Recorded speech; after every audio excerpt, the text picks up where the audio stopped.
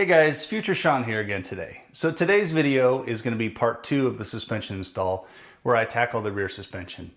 If you missed the first video with the front suspension, I'll leave a link to it down here below. Otherwise, let's get started.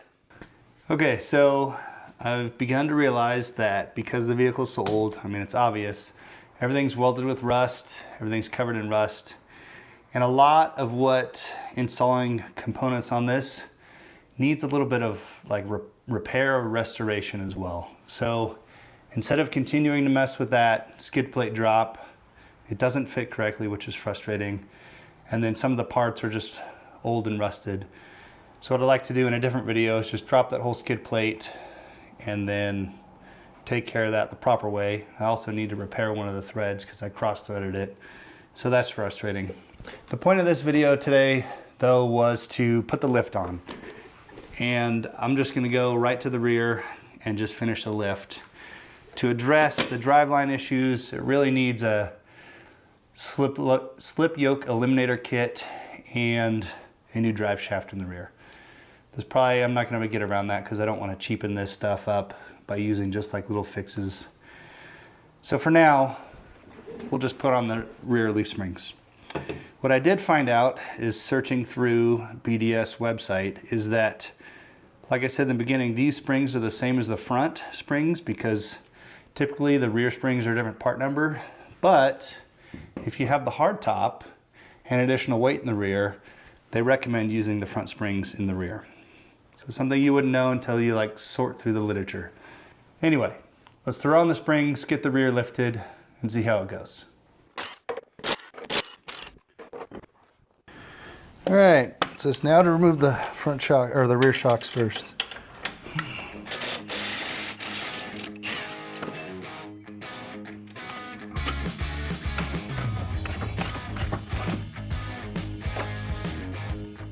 Okay, next we need to use the drop bracket for the brake line. So I'll see if I can get this clip disconnected and I'll bolt up the drop bracket.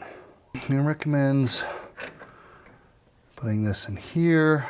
Problem is I don't know if this will interfere with that track bar bracket right there. Oh, there's so much dirt. You should definitely clean your car before you put anything on. So it says to be gentle with the brake lines because there's a kink in here. You should just really get extended brake lines. It's annoying that kits cheap out like that. I don't know if I'm going to install this. They just need to be extended brake lines. All right, time to take off the springs.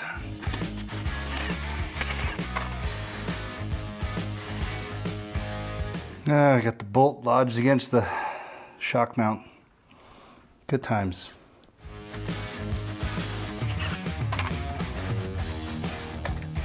Oh, there's so much rust.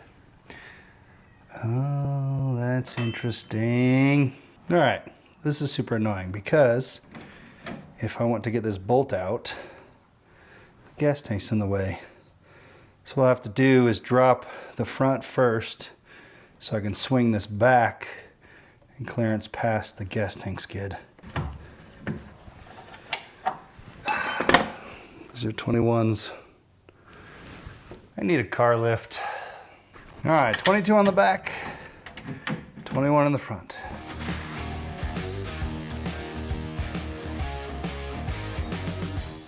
All right, perfect. It's not quite as dumb as I thought. Yeah, so some of that restoration I was talking about, I just need to replace the bushings in these. So I'll have to go back through this and disconnect this again. So in this part of the video, I don't know what happened to my audio, but I'm explaining adding shims to clock the rear axle to align the drive shaft. And it comes with new pins to put these in. However, the pin that comes, the new one, is really long and I think it's unnecessary. So just reuse the pins that come already in the leaf springs. In order to get this off, you just got to pull off the bolt and use some channel locks on the top of the pin.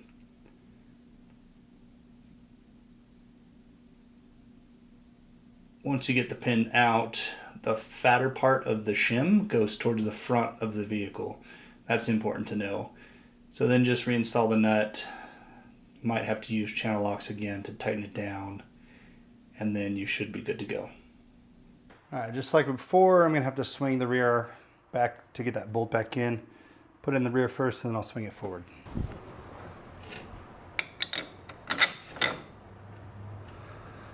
Or I can reverse the bolt. Oh, maybe I'll do it the way they had it. That's the right way, right? I don't know. I don't know. No. I'm gonna do it my way. Ah, don't forget the lube.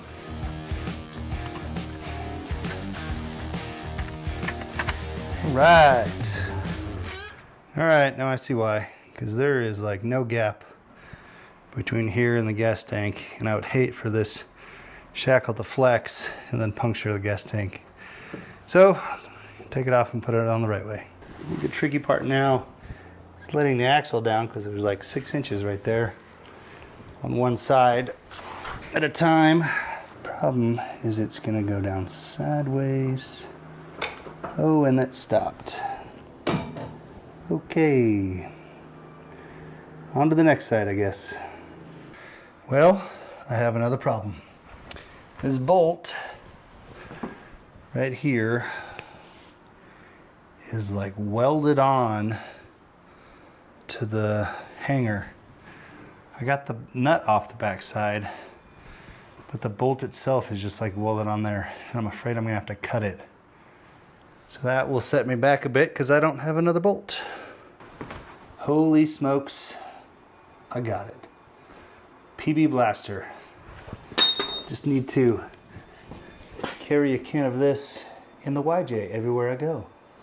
Okay, for reals though, like this bolt is smoked, and that'll be another thing to add to the list. Is if you're putting on new parts, might as well just put in new hardware so you don't have to deal with this later. All right, let's take a look under here real quick. So there's still some gap here. Need to drop the axle down. The problem is that that angle is steep, and you can already see up at the driveline it's pulling out. We do need a slip yoke eliminator and a new drive shaft bad. So let me see if I can even get these connected. We'll probably just have to get a new drive shaft before I actually start wheeling it. All right, I'm just gonna start letting this down and see what happens. I'm gonna let the other jack down. I don't even know. It doesn't even feel like it can go lower. The brake lines are not an issue. Well, I'm dumb because I have my jack bottomed out. All right, retry. All right, round 2.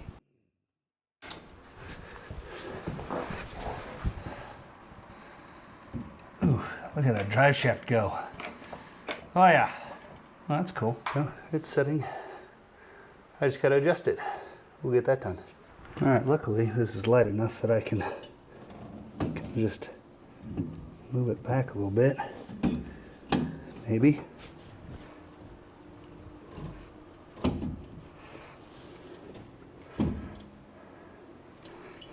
That drive shaft does not want to let this roll forward. All right, now to tighten it down. There's one thing I did forget to put on was the bump stop spacer. It goes on top of the axle right here, and then it gets mounted theoretically. It's not even the right shape. Always, always. Why? Why? That's just silly. Okay, here's literally the issue. I can try and force this, but then it will open up the threads and it won't fit through the mounting plate on the bottom. So what I'm gonna have to do is grind off a bit on each side to make this work, which is super annoying. All right, so I ground it down on the sides a little bit, and now they fit right in. The only thing I'm worried about is they don't fit the same curve, so they're gonna expand a little bit. So we'll see. I don't know what's going on. Oh, it's so close. All right, so I have everything sort of tightened down. You need to torque everything when it's on the ground, but first you need to put some shocks in. So let's do that. All right, these shocks have 2 eyelets, so I have to press in bushings, except this time they have sleeves on the inside of the bushing. So I'll have to push that in. So we'll get that going. Definitely gonna use the silicone spray.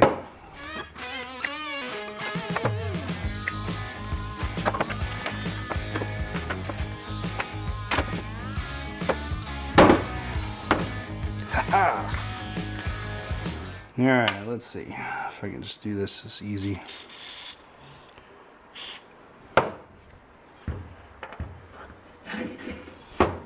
Oh yeah, I think it was right in there. Okay.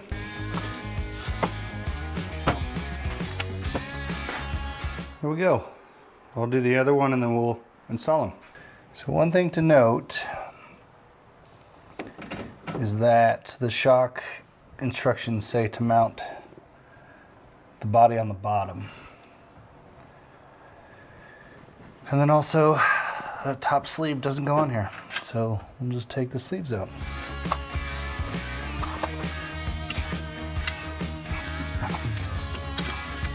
Here we go. Just tighten these down and we'll be good to go.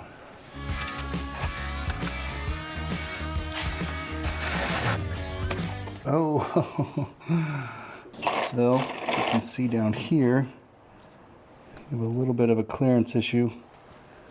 So I'll have to just back the bolt out in order to get that to work.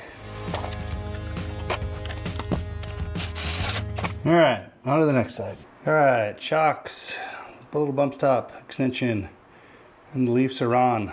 Let's put the tires back on.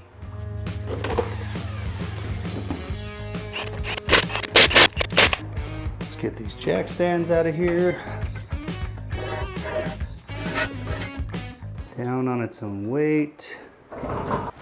Getting close. All right, it says bounce the suspension and then torque everything down. Just gonna wave a magic wand and it's all gonna be torqued. Done. All right, this is a little ridiculous. I haven't even had it ready for like 5 minutes and I already found something wrong.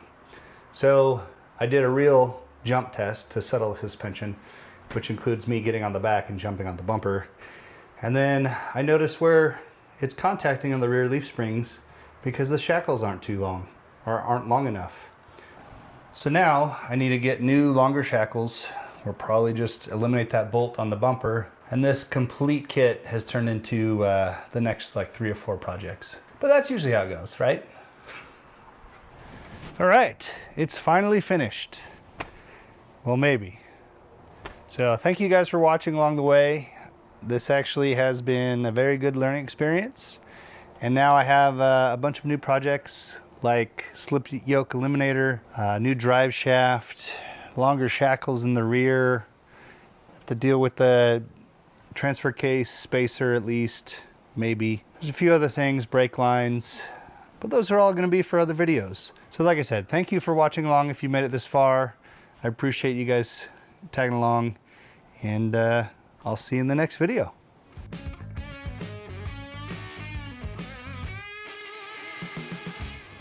Hey guys, Future Sean here again.